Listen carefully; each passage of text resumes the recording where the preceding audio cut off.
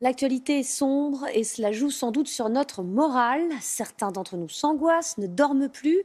Nous sommes avec le docteur Rémi Lombard, somnologue à la polyclinique Vauban de Valenciennes. Bonsoir docteur Lombard. Est-ce que c'est de notre faute? Ce sont toutes ces Bonsoir. informations sur l'épidémie qui stressent et empêchent de dormir? Alors en tout cas, il est prouvé que la surexposition à un message inquiétant par les médias va renforcer l'anxiété des patients, notamment là dans ce contexte vis-à-vis de la maladie. Et on conseille donc plutôt d'avoir une source vérifiée et fiable et de la consulter à un moment donné, mais pas toute la journée pour éviter le stress qui peut en découler en tout cas.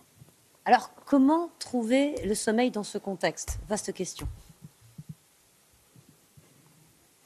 Alors, dans ce contexte, il est important de garder des rythmes adaptés. Donc, quand on entend des rythmes adaptés, c'est de garder vos horaires de sommeil comme avant le confinement. Un lever régulier, un coucher lorsque vous sentez la somnolence arriver. Surtout, évitez de rester au lit pour faire la grasse matinée tous les matins, parce que le soir suivant, vous allez avoir des difficultés pour vous endormir. Pour bien se réveiller, exposez-vous à la lumière du soleil pendant ce confinement, exposez-vous aux fenêtres. Si ce n'est pas possible, vous pouvez toujours utiliser une lampe de luminothérapie si vous en disposez, ou la lumière de vos écrans de type tablette, téléphone, ordinateur en pleine luminosité le matin. Toutefois, ces médias, ces écrans, s'ils peuvent bien vous réveiller le matin, malheureusement, ils peuvent bien vous réveiller le soir et vous empêcher de vous endormir. Dans ces conditions, on préconise d'éviter tablette, téléphone et ordinateur 2 heures avant l'heure d'endormissement souhaitée. Pour ce qui est de la télé, l'écran étant plus loin, quand la lumière arrive à la rétine, elle est plus faible, elle a donc moins d'impact sur notre horloge biologique.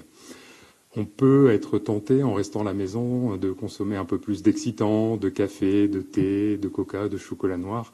Attention à en modérer la consommation et surtout le moment de la consommation. Évitez d'en prendre après 14 heures pour éviter de développer des insomnies. Si le sommeil correspond à un besoin, le besoin de récupérer d'une dépense énergétique, il faut donc maintenir une activité physique quotidienne. Alors, je sais par exemple que certaines salles de sport continuent les séances via l'ordinateur, ou certains patients utilisent des applications pour essayer de maintenir une activité à l'intérieur, au domicile pendant le confinement. Le Mais le sport, coronavirus... attention de ne pas le pratiquer trop tard le soir. Pardon. Comment? Mais justement, c'est pour ça que je dis que les salles les proposent en général à distance. Ils poursuivent les séances à distance via l'ordinateur ou via des applications pour continuer à faire ça au domicile, les activités sportives.